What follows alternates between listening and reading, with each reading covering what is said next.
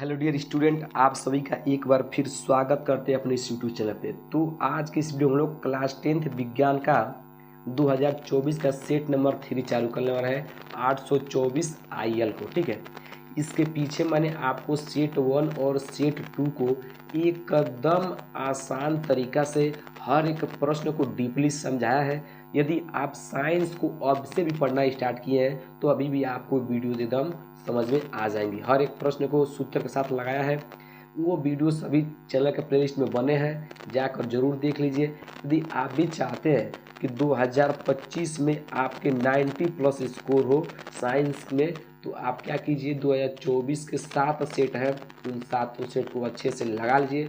हर एक प्रश्न को बार बार निकाल लीजिए ताकि आपको कोई भी आगे समस्या न हो।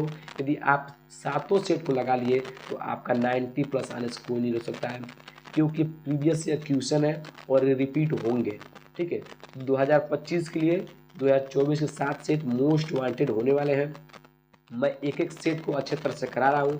ये सेट नंबर 3 चल रहा है। इसी तरह मैं आपको 7 सेट को अच्छे तरह से करा दूंगा ताकि आपको किसी भी प्रश्न में कोई भी दिक्कत न हो। ठीक है, तो इसी तरह मैं मैथ का भी, सामाजिक विज्ञान का भी अनुसार वो सेट करा रहा हूँ, जिसका वीडियो चैनल का प्लेलिस्ट में बना हुआ है। जाकर सभी वीडियो को एक एक करके देख लीजिए।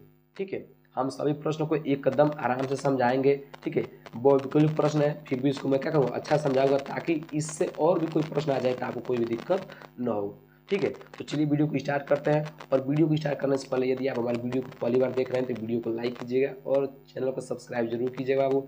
ठीक है, चलिए आपको क्या, खंड अ है जिसमें उपभाग 1 है। ठीक है, जिसमें आपको 20 बहुविकल्प प्रश्न मिलेंगे। कितने बहुविकल्प प्रश्न मिलेंगे? 20 बहुविकल्प प्रश्न मिलेंगे, जिसका आपको आंसर किस पर देना होगा, OMR शीट पर भरना होगा। ठीक है, तो चलिए पहला प्रश्न पढ़िए। पहला प्रश्न क्या है, किसी वस्तु का आभासी एवं आकार में बड़ा प्रतिबिंब बनाने के लिए कौन सा दर्पण का प्रयोग करते हैं? याद रखेगा, जब भी आभासी और आकार में बड़ा कहेगा, ठीक है, और दर्पण का नाम लेगा, किसका नाम लेगा? दर्पण का। ठीक है, तो आपका राइट आंसर क्या होना चाहिए आपको बताना। ठीक है, इसका ऑप्शन दिया है कि उत्तल दर्पण, अवतल दर्पण या समतल दर्पण या इनमें से कोई नहीं। ठीक है, तो एक अवतल दर्पण ऐसा है जिसमें क्या होता है, एक ऐसा केस होता है जो छठा केस होता है जिसमें वस्तु का प्रतिबिंब क्या बनता है, आभासी बनता है, आकार में क्या बनता है, बड़ा बनता है। ठीक है, और सीधा बनता है। ठीक है, आपने वो केस जानते हो क्या होता है, जिसमें ध्यान समझिए एक बार। मान लीजिए आपका एक क्या हो गया, एक अवतल दर्पण, क्या हो गया, अवतल दर्पण हो गया। ठीक, ये मुख्य अक्ष हो गया, ये क्या हो गया, मुख्य अक्ष हो गया। यहाँ पर मान लीजिए यहाँ पर फोकस बिंदु हो गया, यहाँ पर वक्रता केंद्र हो गया। ठीक, और यह क्या ध्रुव हो गया। ठीक है, जिसे लिखते हैं P से। ठीक, अब मान जब वस्तु ध्रुव और फोकस के बीच में, फोकस बिंदु के बीच में रखा जाता है, जब वस्तु को फोकस बिंदु और ध्रुव के बीच में रखा जाता है, तब इसका प्रतिबिंब कहाँ बनता है बाबू, इस दर्पण के पीछे बनता है। क्या बनता है? दर्पण के पीछे। मान लीजिए पहला किरण गया, ठीक है, तो मुख्य अक्ष समांतर जाने प्रकाश की कहाँ से निकल जाती है, फोकस निकल जाती है। आप जानते हैं कि मुख्य अक्ष के समांतर जाने प्रकाश की कहाँ से निकल जाती है, फोकस निकल जाती है। अब प्रतिबिंब बनाने के लिए कम से कम 2 किरणों की आवश्यकता होती है। एक किरण तो हो गई, ठीक, अब दूसरी किरण यहाँ से जाएगी तो वक्रता केंद्र से जाने वाली किरण क्या होती है, पुनः अपने मार्ग में क्या होती है, वापस लौट जाती है, होती है ना। तो यहाँ से गई, अब देखिए ये दोनों किरणें एक दूसरे को कभी काटेंगे नहीं, तो हम क्या करते हैं, इसको पीछे ऐसे ले जाते हैं।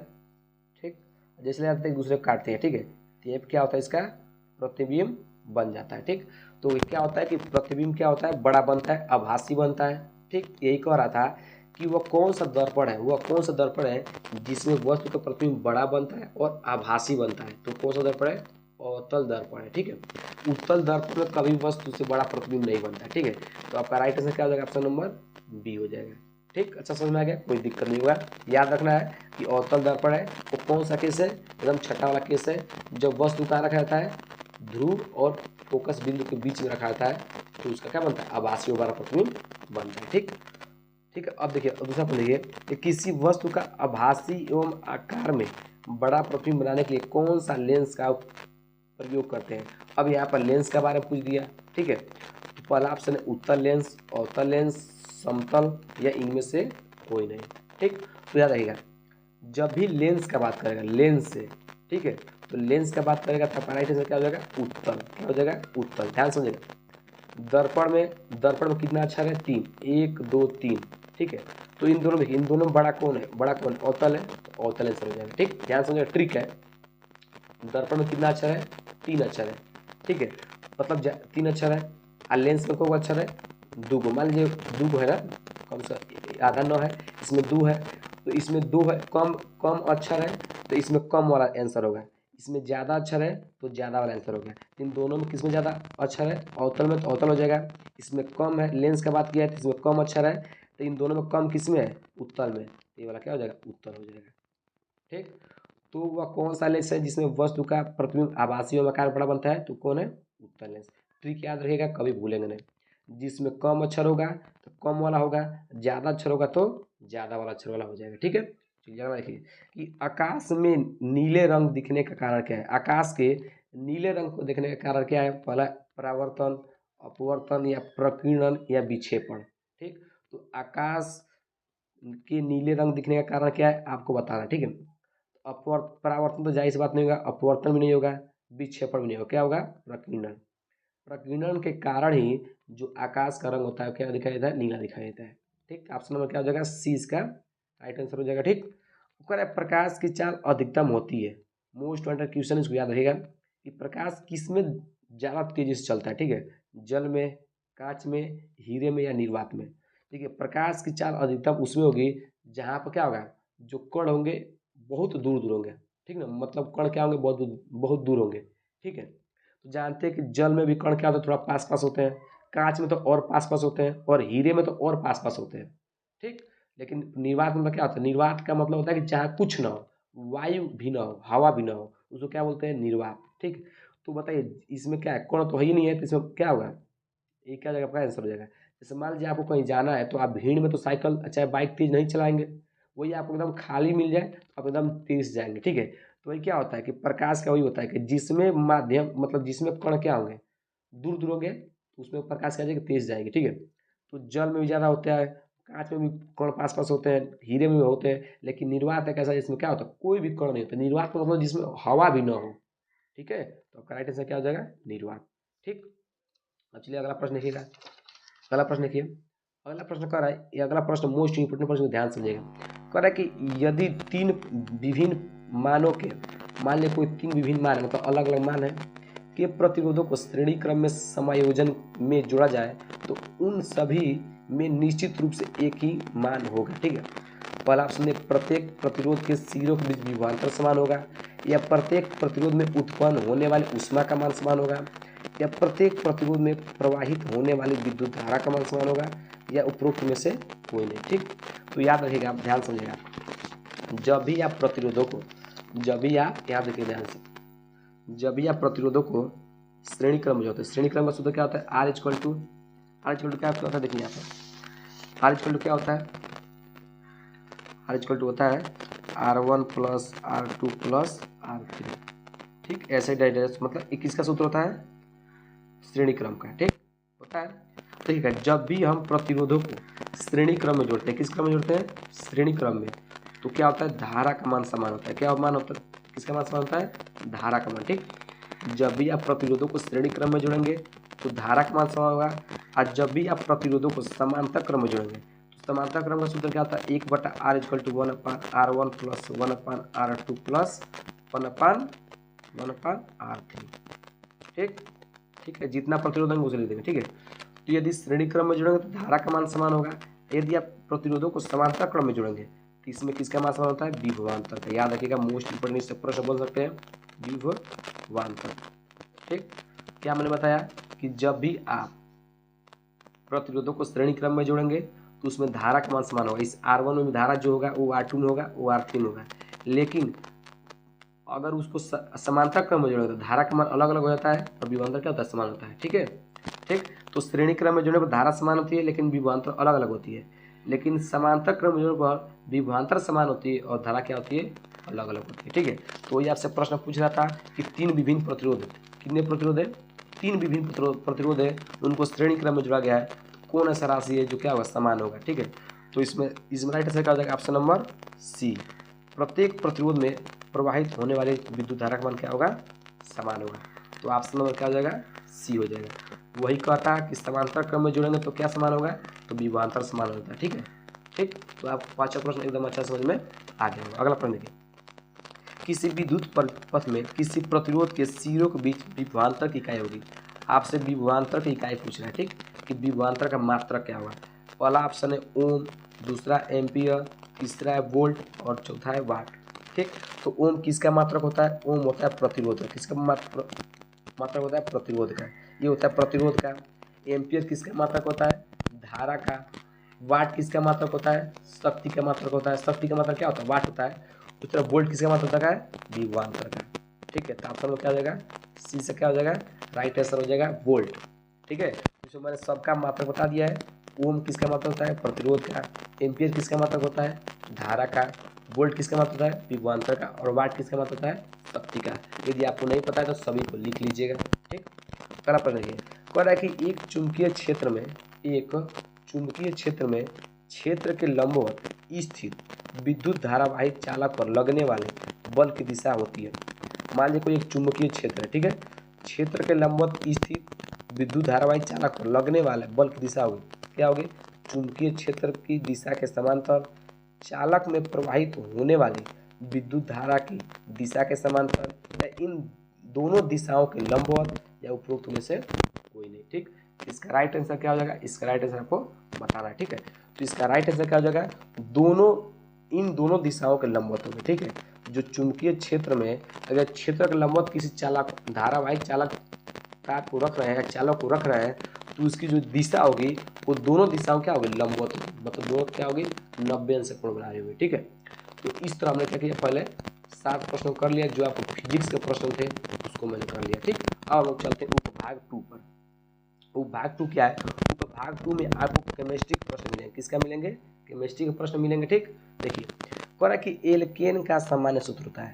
आप पढ़े होंगे चैप्टर 4 में, कार्बन था उसके योग में एल्केन, एल्कीन, एल्काइन। ठीक, तो एल्केन का सामान्य सूत्र पूछ रहा है। ठीक है, तो एल्केन का सामान्य सूत्र क्या होता है? CnH2n-2 या CnH2n+2 या CnH2n। ठीक है, या डी ऑप्शन है C2H4। ठीक, तो एल्केन का जो सामान्य सूत्र होता है वो होता है CnH2n+2, याद रखिएगा। ठीक है, ये किसका सूत्र होता है? किसका सूत्र होता है? एल्केन का। किसका होता है? एल्केन का। ठीक, तो एल्केन का सामान्य सूत्र क्या होता है? CnH2n+2। ठीक, अब अगला प्रश्न देखिए। अगला प्रश्न क्या है कि निम्नलिखित में समजातीय श्रेणी, मोस्ट इंपोर्टेंट प्रश्न है समजातीय श्रेणी वाला। सबसे पहले आपको समझना है कि समजातीय श्रेणी क्या होती है।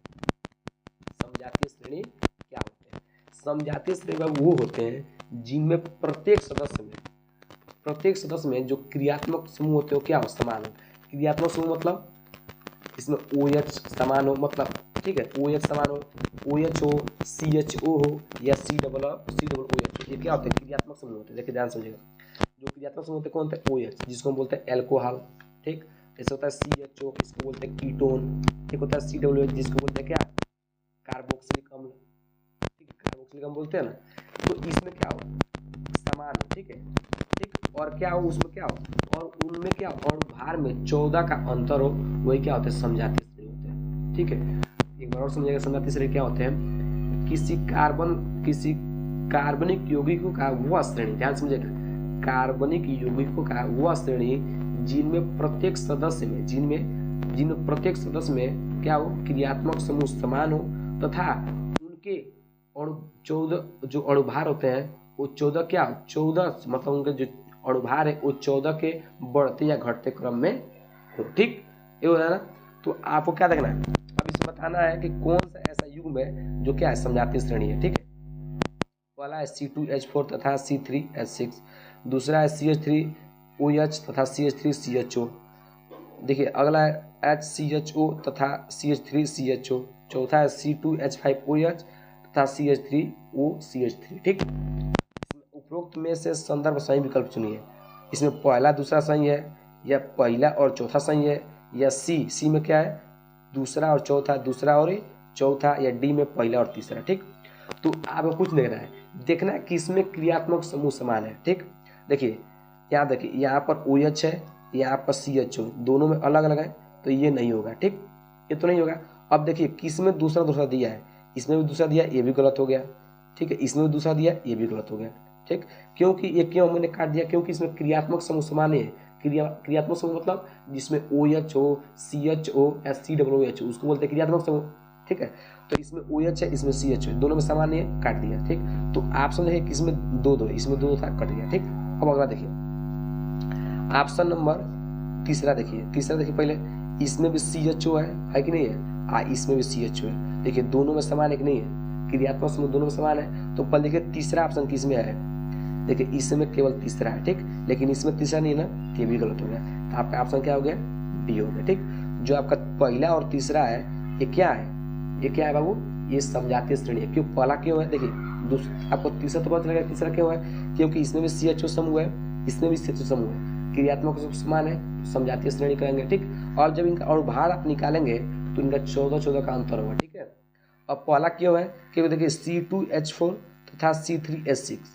ठीक, ये भी क्या है, ये सब क्या है बाबू, ये सब क्या है, ये एल्कीन श्रेणी है। किस श्रेणी के, एल्कीन श्रेणी है।